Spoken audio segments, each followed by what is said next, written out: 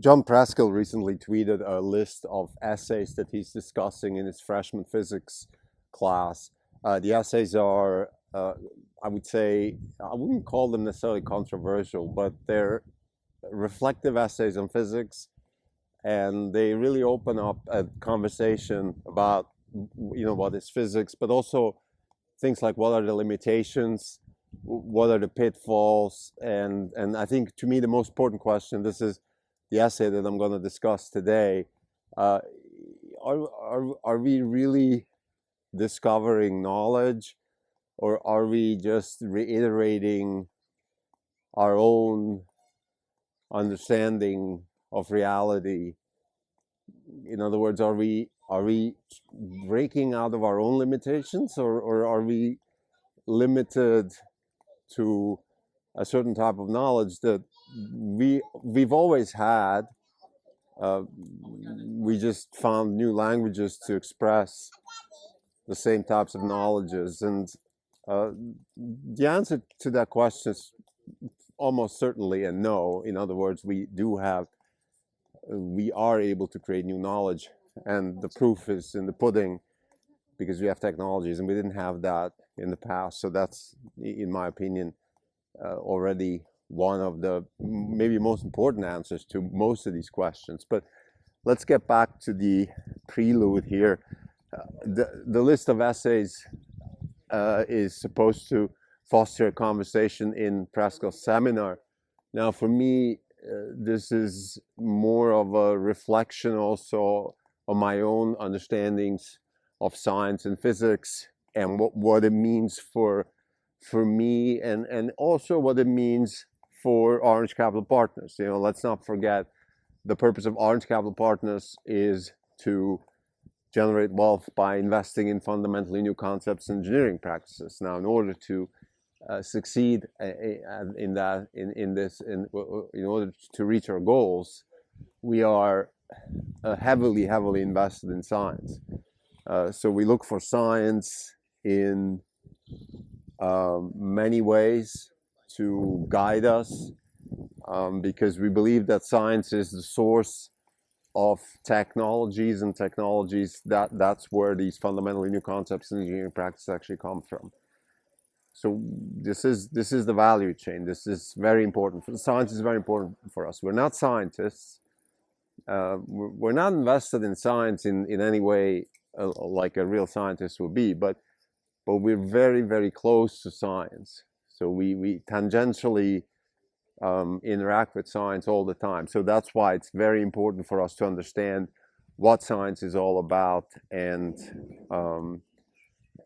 also have discussions like this. We're going to start with the first essay, which is a classic, Eugene Wigner's The Unreasonable Effectiveness of Mathematics in the Natural Sciences. This is not in wrong podcast. It's June 30th, 2024. This is Crimdelco. It's a Sunday. There's no update for the year. We are up 1.4%. The market is up roughly 16%. We're underperforming by 14.6%. So the unreasonable effectiveness of mathematics in the natural sciences. It's a classic by Eugene Wigner. Let me summarize in my own words what he's saying, and then let's have a conversation about it. So what he's saying is that mathematics has shown to be very useful in physics in terms of describing relationships between observable entities in physics. And mathematics is the language of physics. He is not explicitly giving us the history, but let me give the history here, the way I read it. And the history of mathematics and physics goes back to, at least in the modern times, to Galileo. And what Galileo did is he formulated, it was kind of his idea to say, first we have observations that are certainly interesting. The apple falls from the Tower of Pisa down to Earth, and why is that? And maybe we can find some mathematical relationships between the apple, pizza, and the earth.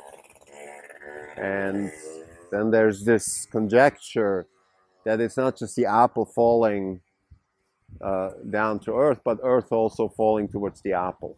And the other big revelation in those times was that we can actually look at the stars. There's Kepler's telescope that opened up the eyes of people, and in a very scientific tradition, improved the technology for observation, and therefore enabled new ideas to be developed. But fundamentally, what Wigner is saying is, again, we have the language of mathematics, which just keeps delivering. And what it's doing is not just explaining, let's say you have problem A and you have a certain mathematical concept that allows you to explain that problem.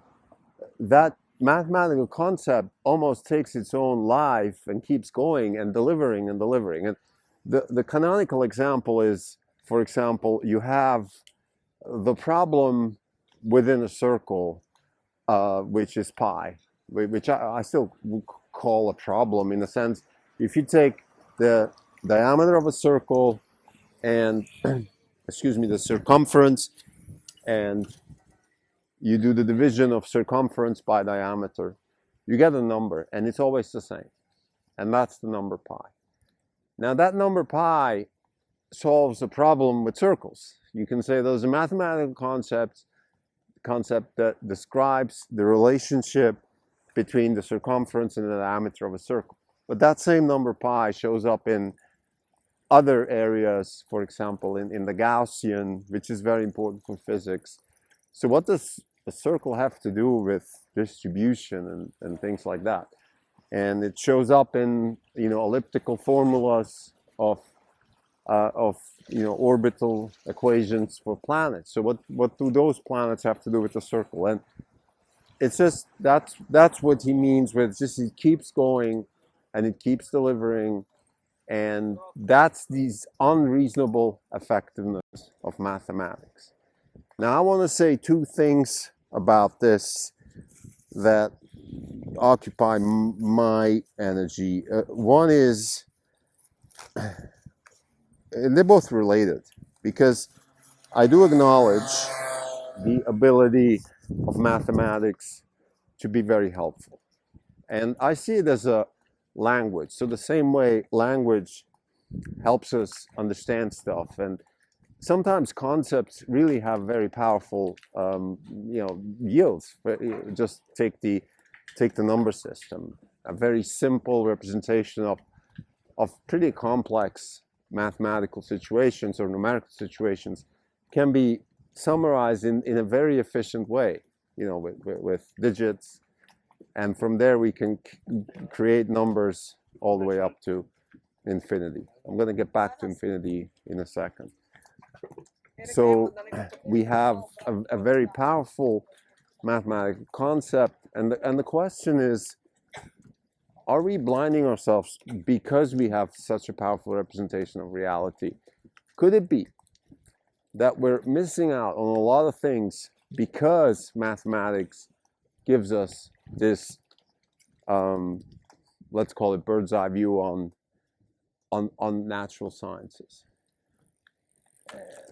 The reason this is a relevant question is because there are limits where mathematics fails, and one is infinity.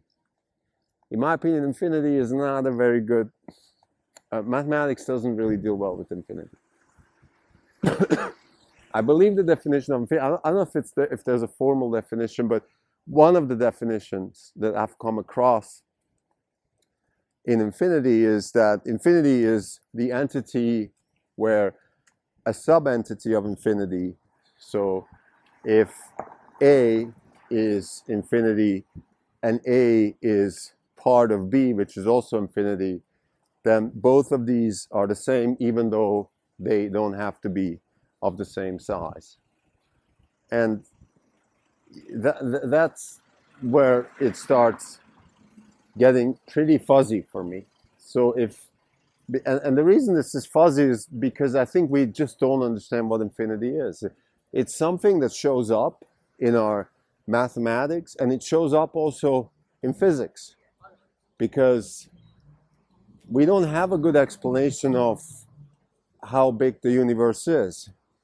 We have some ideas: the visible universe, 14 billion light years, things like that, but it's probably bigger than that.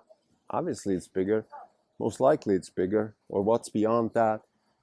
And we use infinity also in, calculus, when we do infinitesimal, so the infinity on the other side, the infinitesimally small and entity, excuse me, or the infinitesimally large entity, has solutions. There's closed-end solutions for numerical problems where we can use the limit. But is there really a limit, and what does it mean? Then there's the question of that David Deutsch brings up, which is that everything in mathematics is actually rooted in physics. So there's no such thing as mathematics that we come up with. There's only observation in physics that determine mathematics. Now, I don't want to go into that conversation per se, but what I want to say is related to the limitations of mathematics. So when we see things like I just said, I mean, we have something that looks to us like infinity in let's say in space, in the universe. And when we see that, we struggle to explain it mathematically, and then we can use this definition of, okay, subgroup B within A both are infinity, and they're both the same size even though they're different size. So this is a contradiction, and I think we have a lot of these types of contradictions in science. Science is full of these types of contradictions.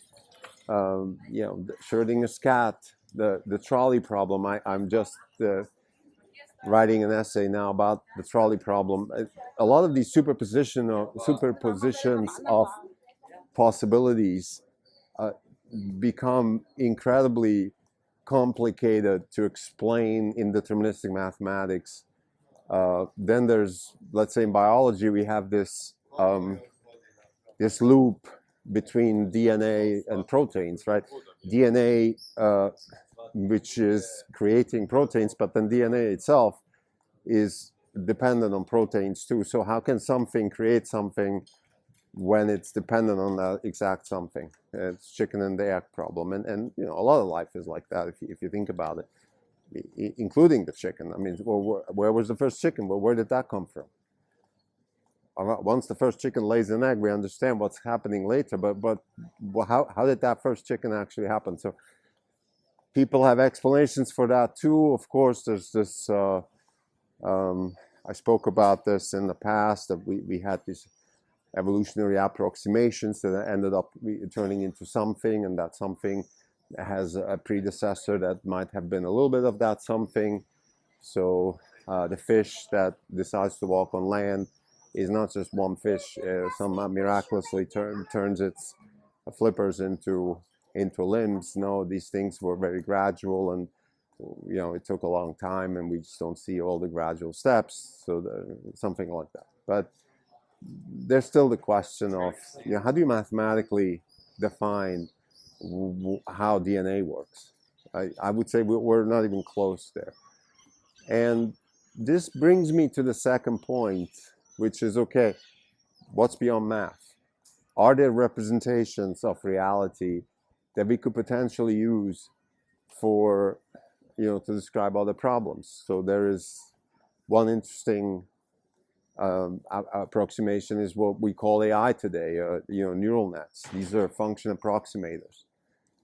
They're pretty good at complex situations. Then they're probably not very good at this sort of looping dynamics I just described with DNA, but they're certainly very good at complexity. So when things just become very hairy, when it becomes difficult to put stuff in formulas, if you will, then the neural net can just, again, it just can be a very useful function approximator.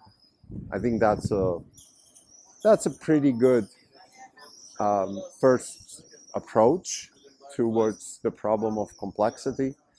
But I also want to, mention another problem, which is consciousness. That's something where math fails too. And I think one of the other essays that Preskill is pointing out is by a physicist called Weisskopf, and he's going to talk about qualitative explanations in physics. I think that's where this is going, because think about it, like when we quantification is one way to look at the world,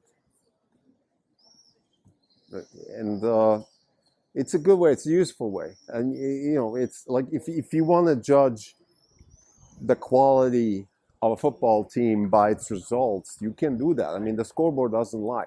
Quantification is good. If you want to judge the quality of a player by his tackles and passes and pass completions and all of that, yeah, you can do that. But somehow it just doesn't feel like that's the whole story. And if it doesn't apply to something like sports where humans are involved, then it's probably also not going to apply to physics, and there we go. So this is the other conjecture here. It's just, okay, what else? We have a possibility of using other representations. And I think finally, I don't know how to phrase this the best way, but there is this potential risk that we're also kind of fooling ourselves, that we have this one lens that gives us a really nice view into the inner workings of physics through mathematics, but we might be blinded by it, that there's probably other views too, and we're not even considering them because we're so focused on the physics aspect of things. Wigner uses a nice metaphor in the essay. He talks about the person that has keys to a door, a bunch of keys, and every time he comes to a certain door, by miracle, he always picks the right key, and then that key turns out to be a universal door opener. And it could be the case, but there's all these other keys too, and they could be opening doors, many other doors that we don't even know about. So I think that's just worth thinking about. Now, for us at Orange Capital Partners, again, I said in the prelude, these conversations are, sometimes they're just, really, that's all they are, conversations. And sometimes they can lead us to more interesting thoughts, some more interesting ideas. For example, the inability to express mathematically the concept of returns. What does it mean? What's a financial return? What does investment actually mean? I mean, that's actually a field itself, which, in my opinion, warrants at least other ideas. I mean, people try neural nets and AI for that particular reason. Mathematics certainly doesn't work. There's no such thing as a mathematical formula to make money in the stock market. How it actually works? Now, we at Orange Capital Partners have our own strategy. I would say it's pretty qualitative, based on principles. It's based on risk, based on persistence, based on leverage.